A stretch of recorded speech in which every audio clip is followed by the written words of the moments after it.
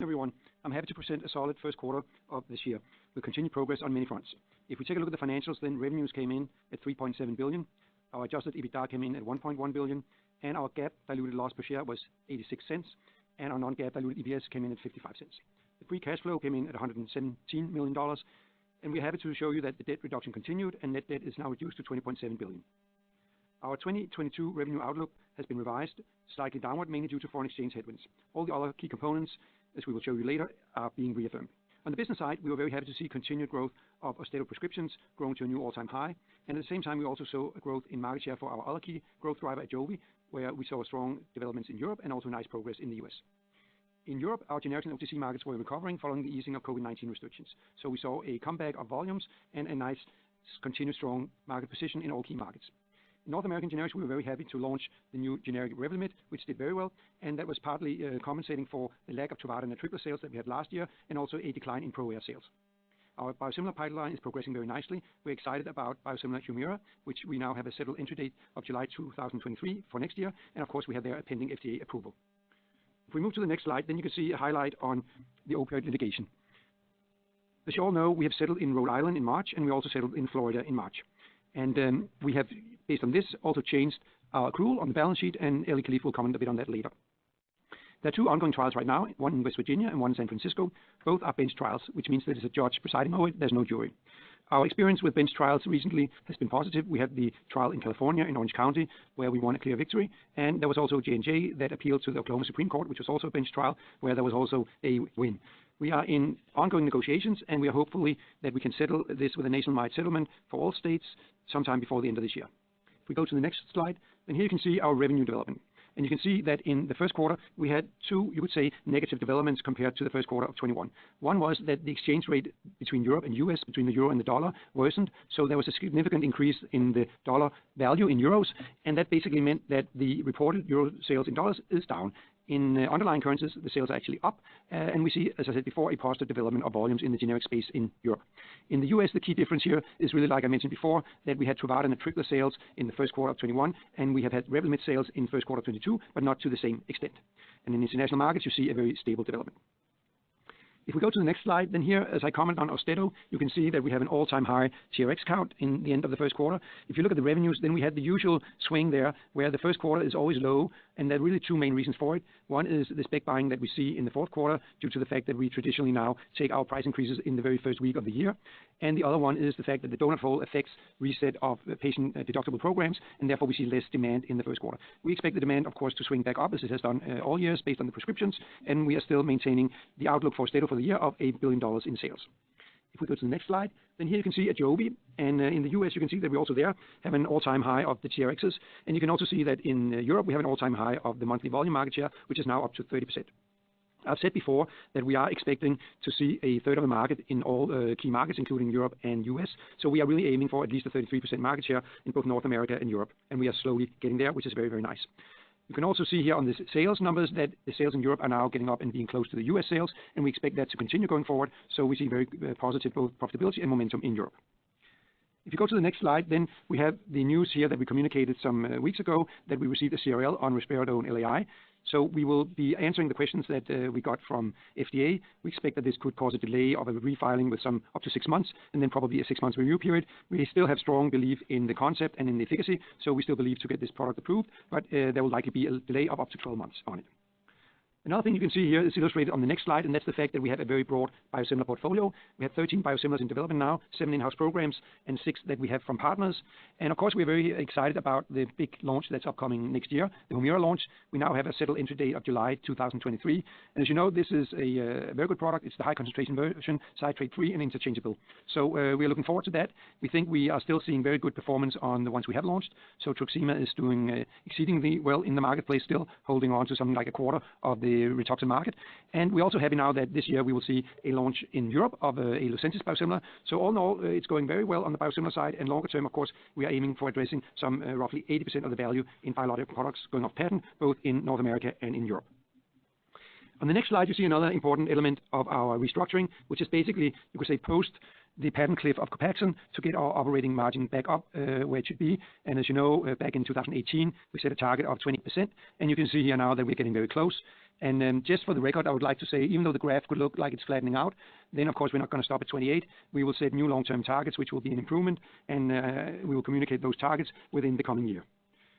The same goes for the next slide, where we have another of our key financial targets shown. That's the net debt reduction. As you know, we have a target to reduce net debt, and also there we'll keep on driving it down. And the same goes for the net debt to EBITDA ratio. We'll be setting a new target for that. We have a target for end of 23 below 3, and we'll be setting a new long-term financial targets also for the net debt to EBITDA within the coming year.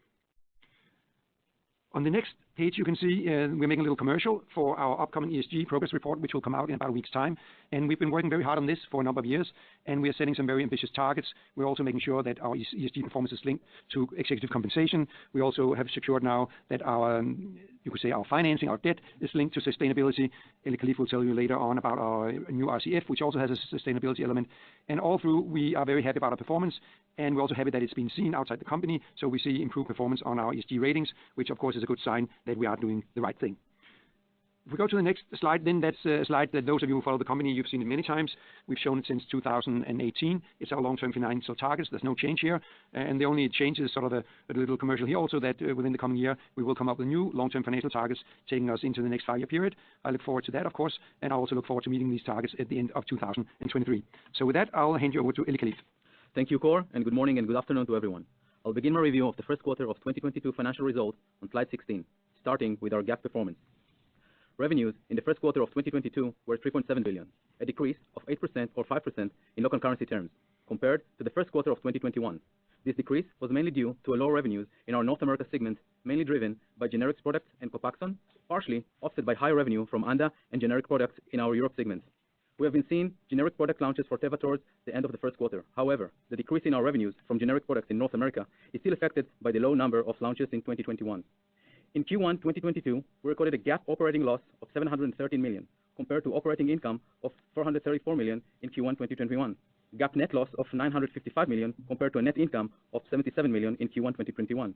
A GAAP loss per share of 86 cents compared to earnings per share of 7 cents in the same period a year ago. GAAP operating loss, net loss, and loss per share were mainly driven by higher legal settlement expenses related to an update of the estimated settlement provision recorded in connection with the remaining opioid cases in the first quarter of 2022.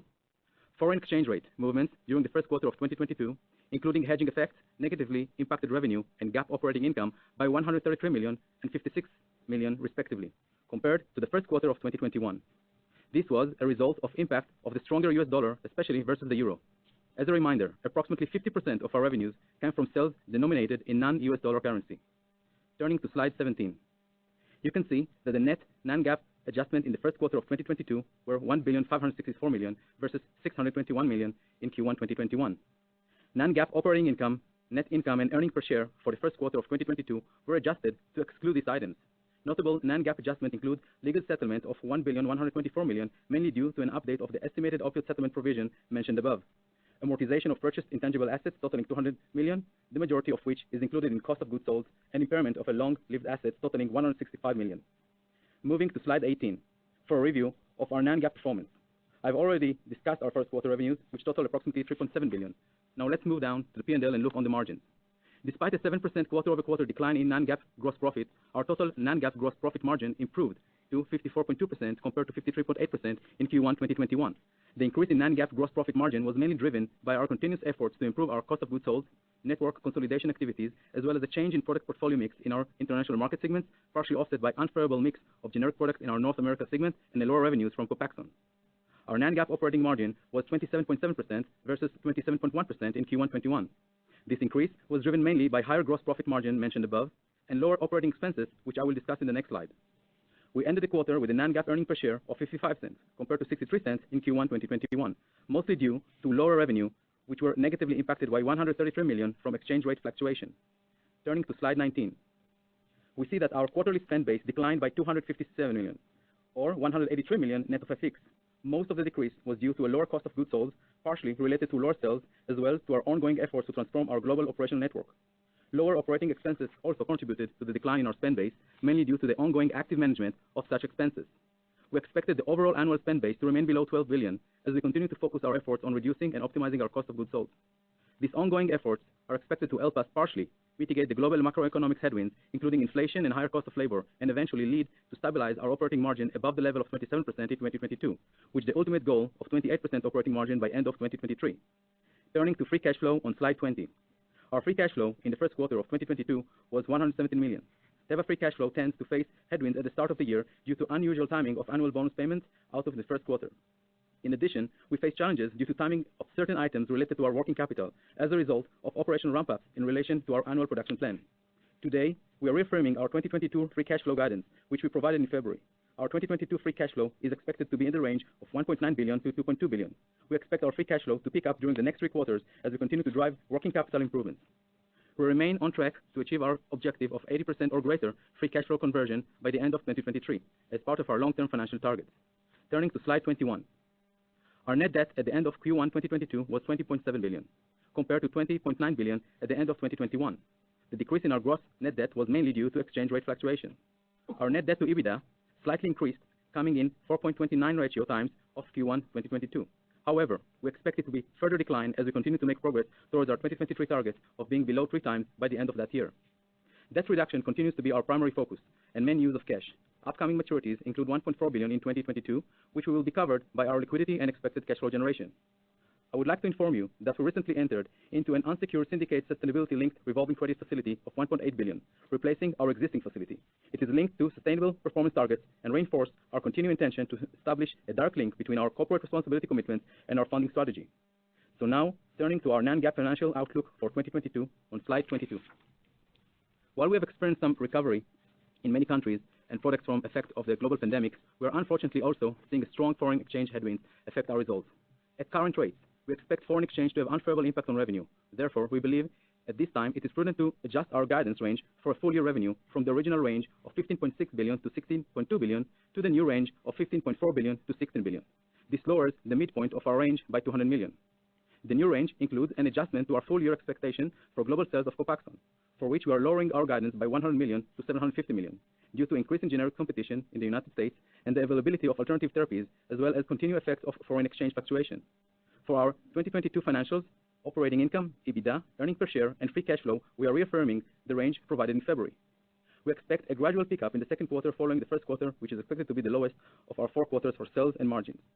We still expect that approximately 45% of our 2022 sales will be generated in the first half of the year and approximately 55% in the second half. As discussed earlier, we also still expect continued impact of foreign exchange fluctuations on our results. This concludes my review of Teva results for the first quarter of 2022. We'll now open the call for questions and answers. Operator, would you please open the call for questions? Thank you. As a reminder, to ask a question, you will need to press star and 1 on your telephone. To withdraw your question, please press the pound key. To allow everyone opportunity to ask a question, we kindly ask you to limit yourself to 1 question and 1 follow-up question. And the first question comes from the line of Bajal Paraza from Barclays. Please ask your question. Your line is now open. Hi, good morning, and thanks for taking the question. This is Balaji from Barclays.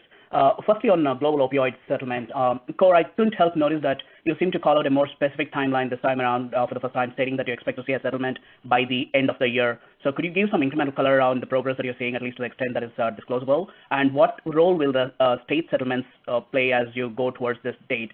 And secondly, on biosimilar Humira, can you give your thoughts on the relevance of the high concentration interchangeability and the impact on share dynamics that you expect with or without this interchangeability? Thank you. Thank you, Balaji. There was a small thing on your opioid question where the sound just dropped out. So I got it that you wanted some more color on it, but there was some specific element you asked about, which I couldn't hear. Yeah. You seem to have been mentioning a more specific timeline for the first time, stating that you expect some progress by the end of the year. So I was asking what progress and what color you could provide further on it. Thank you. Okay, thank you very much. So I'll take the first question, and then Sven can comment on Humira in the U.S. and those elements. So on the opioids, you can see that we have been doing a number of settlements on a state-by-state basis so far, and you can see that there are some common elements there in all the settlements, which you could say 2 main elements. One is it's a combination of product that can benefit people suffering from substance abuse. So we have products in there, and you can also see that we're paying over a longer period of time. And of course, the reason why we need to pay over a longer period of time is due to our balance sheet and the debt we just talked about. So the only way it's possible for us to do it is if we spread out the payments. And the other thing is, of course, we can bring value to the table due to the fact that we are one of the biggest manufacturers of generics in the world. It's not the biggest, and also in North America, we have generic Narcan, which can be used to help people if they overdose. So we're very happy about those settlements, and in conjunction with that, we of course also have ongoing negotiations on a nationwide settlement, and we also believe we're getting closer there. So I'm slightly more optimistic on the time schedule now, and that's why I hope that we'll see a nationwide settlement before the end of this year. Sven, will you address the biosimilars Humira question? Yes, thank you, Balaji. So on the biosimilars for Humira, we have now a clear situation due to the settlement between Alvotech and AbbVie concerning the launch of this product. So we will be in the second wave in July 2023 with our product formulation. The product features themselves, I would say, every single feature in itself is, of course, not a decisive factor, but it is the whole package of our product that makes it attractive. So it's citrate-free, it's interchangeable, and it's high concentration, and it also has an attractive auto-injector. And what we know with the payer discussions is that payers very well, of course, analyze the features of each product offering coming to the market in July next year. And we believe that the total package that we offer is highly attractive to provide us market access. That is one aspect of the product features. The second one is, of course, to create pull-through in the market once you have the product in the market, because this product launch will behave not like a classical generic launch in the US, but it has more features of a European branded generic launch. And there we know that the product features and the attractiveness of the package is quite important. So we are quite happy with the Alvotech Humira biosimilar that we will launch next year. Thank you for the questions. Thank you. And the next question comes from the line of David Amsellem from Piper Sandler. Please ask your question. Your line is now open. Hey, thanks. So I wanted to get some additional thoughts from you, Kåre, regarding business development and M&A, and specifically the extent to which you're prioritizing the addition of brand assets. And to that end, can you talk about your financial wherewithal to do consequential M&A? How large of a transaction can you contemplate, both now and also in the context of the global settlement being effectuated? So I wanted to get your thoughts there. And then as a corollary to that, is it fair to say that you're going to look for neuroscience-focused assets, or are you looking at other therapeutic verticals? Thank you. Thank you for those two questions. I'll answer both of them. So first of all, of course, it would be nice to do some interesting M&A, but you got to look at our balance sheet, and we don't really have any cash or significant debt capacity on our balance sheet. So that's not really going to happen in terms of any major transactions for the next several years. What you will see us doing, which is what we have been doing, is you could say early stage in licensing of interesting assets that we can take through development on our own or together with a partner. And that we will continue to do, of course, but you will not see us doing any major M&A transactions. We simply do not have the balance sheet for that as we speak, and that's with or without an opioid settlement. You could say M&A based on, you could say capital, based on share capital, is a theoretical option, not with our current ratios. That would be value destroying for the shareholders, but potentially in the future, if the share price improves, then of course that is a theoretical opportunity. But cash-based acquisitions, no, that you'll not see in the coming years. Then, in what areas do we want to do these early stage in licensing? Well, we basically focus on neuroscience and immunology. Those are the two areas where we have the most knowledge, and that's where we have our current portfolio. We have 15 very exciting biopharmaceutical projects right now in the clinic, and those will be the areas that we'll be focusing on. And some of the recent deals we've done with early stage assets have also been in those areas. So we'll continue down that path. Thank you for the questions. Thank you. And the next question comes from the line of Umar Rafat from Evercore ISI. Please ask your question. Your line is now open. Hi, this is Eric Nasanza speaking for Umar Rafat. Can you hear me? Just wanted to make sure. I've been having audio issues. We can hear you. Great. I just have one quick question on opioids first. Lately, we've been seeing a lot more of the states that opted out of the nationwide settlement reaching agreements on a state-by-state basis. Are these states requiring more cash per capita compared to those that were in the agreements from your perspective? And just one follow-up. So no, that's not the case. If you look at, you could say Texas and Florida, then of course it's all the deals are slightly different, but the key elements are that of course we see products in there, we see cash in there, we see a long payment period in there, and that's what we've been saying from the beginning. If you want to think philosophically about what has changed, then compared to the nationwide settlement where the four other big companies, the three big distributors and J&J, they offer cash only. Back then we offered basically product only and a little bit of cash, and now we've adjusted it, and of course it goes hand in hand with the fact that we have the capability now of paying slightly more cash than we could some years ago. We've stabilized the business, and if you sort of look at what we're doing right now with the individual states that we're settling, this is very much in line with what we would hope to do on a nationwide basis. Got it. And just a follow-up on the Ajovy and Austedo that we saw in the U.S. It seems that consensus was expecting a bit more than what was actually reported. Do you think consensus numbers need to rebase, or do you think the U.S. market has drivers that aren't being accounted for? No, I don't think so. I think actually the consensus numbers for the U.S. are pretty close on a full year basis to our consensus numbers. So, and we are reconfirming those. It's correct that if you look at the quarters, as I showed you, then we have this big swing always between fourth quarter, first quarter due to the spec buying and the donut hole. And we're also seeing that this year, but we're reconfirming our Austedo outlook of a billion. So, and that is the way I remember it from different consensuses I've seen. That's pretty close to the consensus in the marketplace.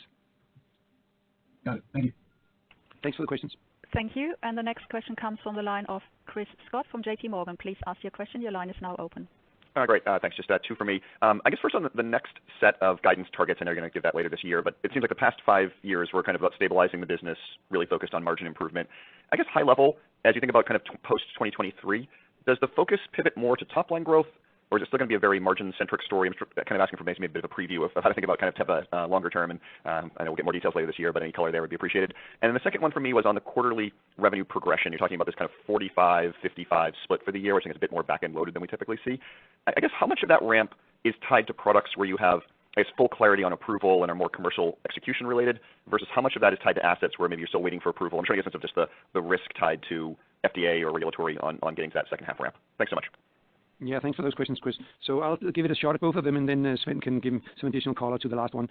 So if you think about what we will be communicating in terms of long-term guidance later, sometime in the coming year, then you should really think about it as explaining the same plus more, I would say. So we will not get away from the fact that we need to keep on generating cash, and we need to keep on reducing our debt. I think that's pretty obvious to anybody who's looking at the business. We also want to secure that the business is sustainable. So as I said before, we also want to give a target for continued margin improvement. But you're also right that, of course, we would also like to see the business returning into a growth mode with increasing revenues. So I think you should expect, you could say, more of the same with an addition would be the way I would phrase it by now. And then, of course, I look forward to communicating the specifics. On the revenue side, it's a combination. You could say we knew already when we communicated for the full year that we saw some elements in the U.S. where there were some swing factors between the fourth and the first quarter, so we communicated that. We also have a number of launches that we knew would happen and that would have a positive effect, which are, you could say, date certain. And then we have, of course, an accumulated effect also of the ongoing progress of Austedo, Ajovy, and so on. It's doing very well, as you've seen in Europe, and we see very nice script numbers on Austedo. And then, of course, we also have some launches in the U.S. where we don't have the actual approval yet. So maybe, Sven, you can comment on some of the most exciting things that will happen the rest of the year in the U.S. Yes, thank you, Kåre. So for Ajovy, we expect a steady development that is based on improved market access and improved market share. For Austedo, we see a pretty good development now with our TV campaign and the patient activation in script count. We had within the quarter from January to March a significant step up in TRXs. So we expect Austedo to grow throughout this year towards its guidance target. In generics, of course, we had in the first quarter now the significant step down in Truvada and Tripla. We also had, as a reminder, last year in Q1 a loading effect for EpiPen because the approval of the COVID vaccine led to an EpiPen spike that we've seen in 2021, so that didn't repeat in 2022. But for generics, the outlook, of course, is that we are not independent of the macro environment in the US with the price deflation, but we have now launched Revlimid in March 2022, so just 4 weeks ago, and that will continue to build up revenues for us throughout the year within the settlement framework that we have with BMS. And then we have a couple of other products where we still expect or hope for approval from the FDA in generics. The most important one for us is for Teva, which would be also a significant contributor to our sales in 2022. So the bottom line is that we expect a gradual development throughout the year and a build-up of revenues towards the end of the year. Thank you for the questions. Thank you. And the next question comes from the line of Elliot Wilbur from Raymond James. Please ask your question. Your line is now open. Thanks. Good morning. Perhaps for Ellie, just wanted to ask a question around the operating profit impact from reduction to your top line guidance owing to currency specifically, and then thinking about the combined impact of currency, assuming that there is one, combined with lower expected profit contribution from Copaxone, which is not insignificant still. Trying to think about what some of the potential offsets to those may be that enabled you to still maintain prior adjusted EBITDA and free cash flow guidance, or should we be thinking a little bit more along the lines that these numbers may be a little bit more skewed towards the lower end of the range versus where they currently stand? And then I had a follow-up question for you, Kåre, on the legal settlement provision this quarter. Just want to get a sense of where or what the current balance sheet accrual is for legal settlements and loss contingencies. I'm assuming it's over $3 billion now, and just trying to get a sense based on some of the settlements that have been entered into recently, which seem to be along similar lines of what we've seen, or really over the last year or so. Why we've seen a fairly significant step up in the accrual related to potential settlements on opioid litigation. Thanks. Thanks, Elliot. So Eli will talk first about the currency elements. Yeah. Thanks, Elliot, for the question. So no, we still stick to what we said in February in terms of the margin, which means that according to our long-term financial targets with the baseline of 19 onwards to top total 250 basis points up to the 28% OP, which is leading us to top this year as well, like 0.7% year over year on gross margin. And the flow through will be going to the OP. Part of those, I would say, elements impacting on revenue. As you know, we're also operating in those countries that actually we are getting kind of less on the expenses, so it's kind of not offsetting all of this one. I would say not the full offset, but because of our ongoing activities, mainly on COGS reduction, and we see it quarter over quarter, and the fact that we remove certain fixed costs, mainly with manufacturing footprint from our portfolio, and we see now kind of a benefit that already help us to offset those things. So all in all, if you look on our current midpoint on the new guidance, we should land at the same more or less margin that we topped already in Q1, around 27.5 to 27.7% for the year. Thank you, Eli. And on the legal provision, then the legal provision for the opioid litigation is now at $2.6 billion, which is an increase of 1.1 billion versus the last quarter. And it's really the result of a holistic assessment of what's the effect of the settlements we've done so far, what's the most likely outcome based on our current negotiations. So you should see it as a holistic assessment that we do. And of course, there's a lot of detailed factors in there. There's products in there of various volumes. There's cash in there over various periods and so on. So that's really our best guess as we speak. Thank you for the questions. Thank you. And the next question comes from the line of Ronny Gal from Bernstein. Please ask your question. Your line is now open. Good morning, everybody, and thank you for taking my questions. I'll ask two. The first about the CRL risperidone. Can you just talk a little bit about what the issues here? You know, risperidone is a known molecule with known efficacy. Is it the formulation? Is it like manufacturing? Is it lack of preclinical data? Where are the gaps? And the second one about the material contribution from adalimumab in 2023. Is it something going to see, or is it more for 2024 contribution? And probably my last call, my questions, I'm going to stick one in. Eli, if you can tell us what this $2.6 billion in provision for the opiate settlement mean in terms of undiscounted dollars. Essentially, there's some discounting assumption thrown in there about how long it'll take to pay, but how much is kind of like the non-discounted dollar value it represents? Thank you for those three questions, Ronnie, and good luck in your future career. So the first one, the CRL, I can't tell you all the details, but I can tell you it has nothing to do with, you could say, efficacy or safety. We have very, very good efficacy data, very good safety data. We're very confident that the principle works very, very well. But it's to do with some details around how, you could say, the whole execution of the clinical trials have been done, and some details there, which we are confident that we can address and correct and communicate back to FDA within a maximum 6 months. And then we expect a review time of 6 months. So we still have high trust in the fact that we can get the product approved at the end of the day. Then on Humira, Sven, will you handle that question? Yes, thank you, Cora, and congratulations, Ronnie, to your new job. So the question was if adalimumab biosimilar becomes a material event for us in 2023 or 2024. I believe this is dependent on the market access strategy of payers, how they think about the switch over between AbbVie to the biosimilar offering. And that can happen in the summer of 2023, given that there are many now available options, or it is pushed out to 2024, depending on the contracting strategy of the payers. So of course we are committed to come to market in 2023 in the summer, and also to have a broad offering. But I believe payers will look at a couple of factors to come up with their strategy. Of course, one is the product feature, then the reliability of supplies of all the companies coming to market, because that is a significant volume market in the US, and of course AbbVie is able to cover 100% of the volume. Then it will be driven by, of course, attractive prices, and then, as I said, the experience to create pull-through in the market itself once you have contracted. And I think these four factors will define the market access strategy overall. And once we have the contracting right, at that moment, only at that moment, we can say whether it is a material event for us in 2023 or then in 2024. But it will for sure be one in 2024. Yeah, so thanks for that answer, Sven. And of course, Ronnie, I would say I would be disappointed if it's not a material event in 23, because of course we're aiming at launching for the settlement date, and we are happy, of course, that the Alvotech product is already being sold in Europe, so it's in the marketplace. So we have, you could say, high confidence that will work out. On the last question to Eli, just inspiration for you. The settlements we've done, as you've seen, have basically nearly all of them been something like 13 or 15 years payment. But Eli, you can comment a bit more on the technical details. Yeah, so Ronnie, you can understand that it's a very, I would say, detailed because there are certain layers on what we already settled and the rest of the things. But all in all, it's an average between 13 to 15 years. We're using our company WEC, and this one is kind of a discounting, but we need to understand that most of the discounting related to the cash, and because of those layers that we already settled, a part of them already happening in the first years, and part of the one that we didn't settle for longer years. So it really depends. It's not really a pure linear, and also we need to understand that embedded there part of the fees as well, part of the element of the product. So, but all in all, it's like between 13 to 15 years discounted at the net of 2.6. Okay, thank you for the questions. Thank you. And the next question comes from the line of Gary Nachman from BMO Capital Markets. Please ask your question. Your line is now open. Hi, good morning. First, Core, when you think of the operating margin expanding beyond 28% over time, where will that mostly come from? Higher margin products, greater manufacturing efficiencies, lower spend in certain areas? Just qualitatively, how you're thinking about that and how much higher that could potentially go. Could it get into the 30s in a few years? And then with Austedo, just talk a bit more about how you're confident you could get to the full year guidance of $1 billion. Where will most of the acceleration come from? It does seem like it will be challenging at this point. Thanks. Thanks for those two questions. I'll answer the first one, and Sven will take the second one. So the operating margin expansion will primarily come from a combination of gross margin improvement and you could say product portfolio improvement. But it's really basic product portfolio improvement. So it's also improving the manufacturing cost of product families by consolidation. So it's not that we're expecting a major shift, let's say, from generics to specialty. It's more the fact that we can, within all the product groups we have, keep on optimizing. And that goes for the manufacturing footprint. As you know, last 4 years, we moved from 80 manufacturing sites down to 50. Right now, we are in the process of moving down another 10 sites to around 40 manufacturing sites.